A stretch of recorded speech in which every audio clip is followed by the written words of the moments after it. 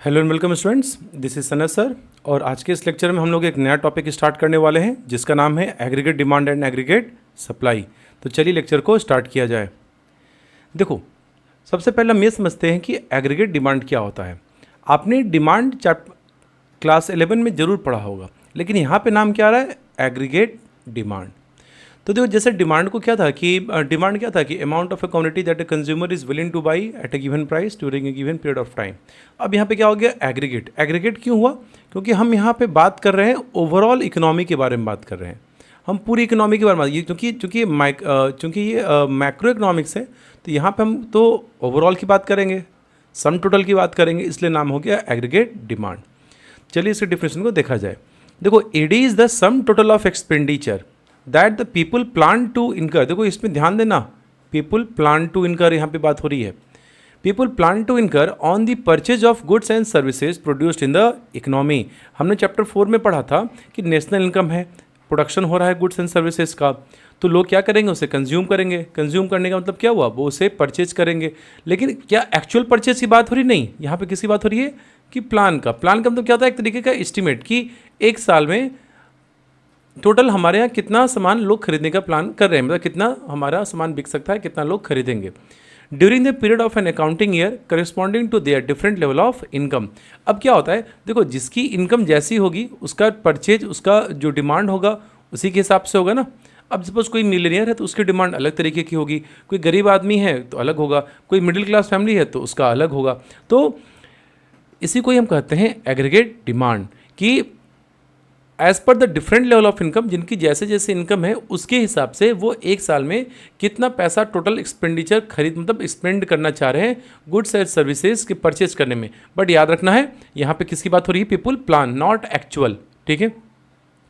AD does not refers to the demand for any particular good.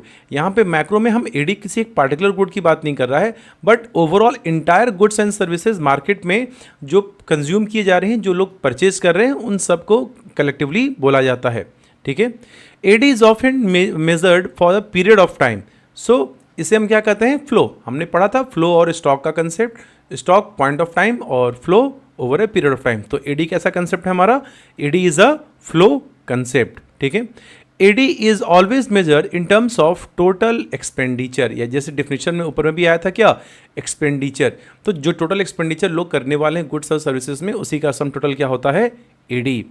AD is always expressed as what people wish to do. देखो again वही बात आ गई कि plan कर रहे हैं, विश कर रहे हैं, रियलिटी क्या होगी, एक्चुअल क्या होगा हमें नहीं पता, बट कितना प्लान कर रहे हैं टू स्पेंड, और what people plan to spend at different level of income, कि अलग अलग इनकम लेवल पे लोग क्या प्लान कर रहे हैं सामान को खरीदने का, rather than what people actually spend on the purchase. देखो यहाँ पे एक्चुअल आ गया ना, एक्चुअल से हमें मतलब नहीं होता है, हमें मतलब है प्लान से। ठीक है।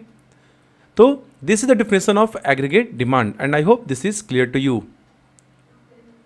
अब एडी के कुछ फीचर्स देखो, एडी कभी भी ना जीरो नहीं हो सकता है, इवन इनकम भले जीरो हो, मतलब कोई अगर पर्सन है, अगर उसका इनकम, अगर मैं यहाँ पे इनकम को वाई से दिखाता है और एडी को यहाँ मैं लिख दूँ, तो इनकम जीरो होने पे भी एडी जीरो नहीं होगा।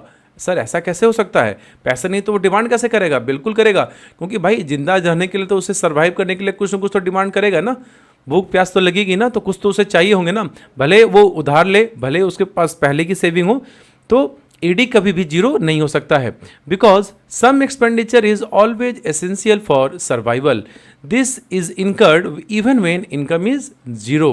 देखो इनकम भले जीरो हो जाए, लेकिन कुछ जिंदा जीने के लिए, रहने के लिए कुछ तो वो भाई भीख मांग के खाएगा, या उधार लेगा, लोन लेगा, या पहले के उसके पास सेविंग्स रहेंगे, लेकिन वो सर्वाइव करने के लिए कुछ ना कुछ डिमांड करेगा। और ये बात आप जरूर याद रखना, क्योंकि ये 1 मार्क्स में ये कई बार क्वेश्चन पूछा जाता है। अब आ जाते हैं हम लोग अपने अगले टॉपिक पे, दैट इज एडी शेड्यूल। तो देखो एडी शेड्यूल क्या होता है। अब देखो एडी जैसे शेड्यूल का मतलब क्या होता है कि किसी भी चीज़ का जब हम क्या करते हैं, टेबल बनाते हैं। So any schedule is a tabular presentation.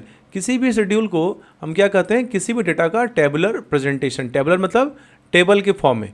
तो जब हम कभी टेबल के फॉर्म में किसी डेटा को प्रेजेंट करते हैं तो हमारा शेड्यूल कहलाता है। तो अब जैसे यहाँ देखो इनकम और एडी शेड्यूल क्या हो गया कि अलग अलग इनकम लेवल पर लोगों का अलग अलग किया गया हुआ एडी।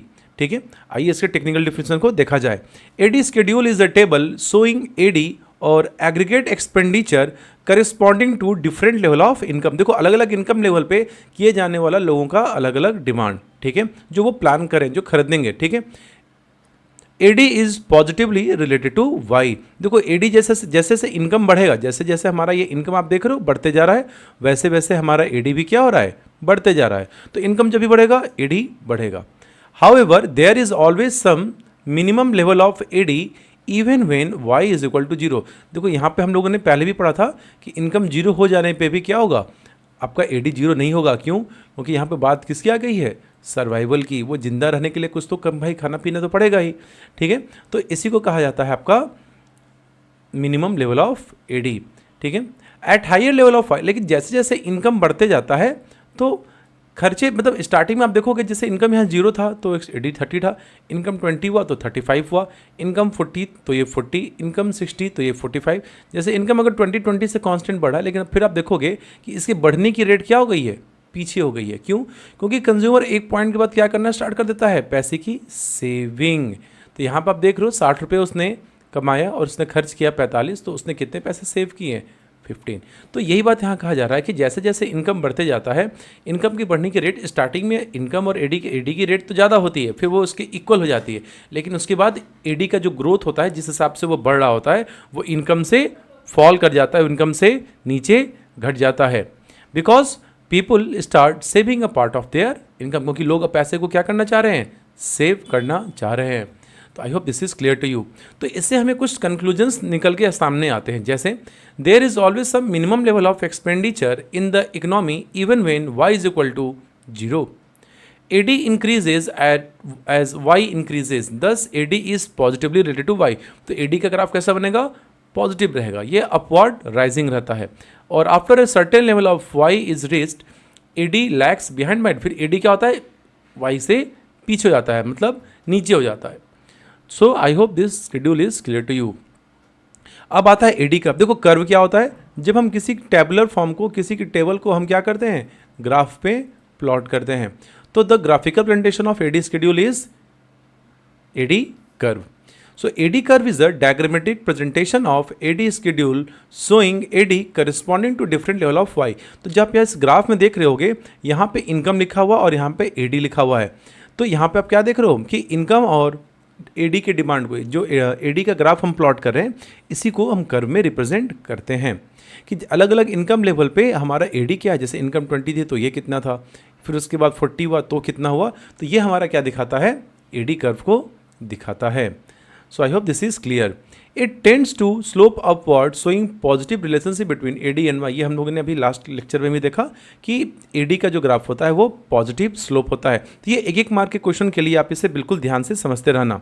और इनकम का ये जो लाइन होता है, ये जो इनकम का आप डायग्राम देख रहे हो जो ऊपर गया हुआ है, ये हमेशा कितना डिग्री फॉर्म करता है, 45 डिग्री।